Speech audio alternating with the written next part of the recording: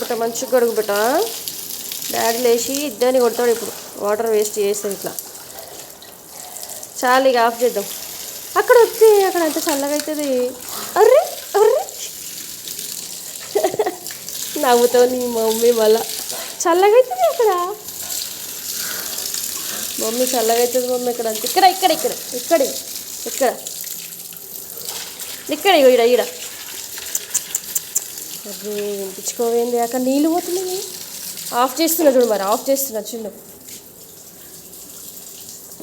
కాడు కాట అంతా కాడు.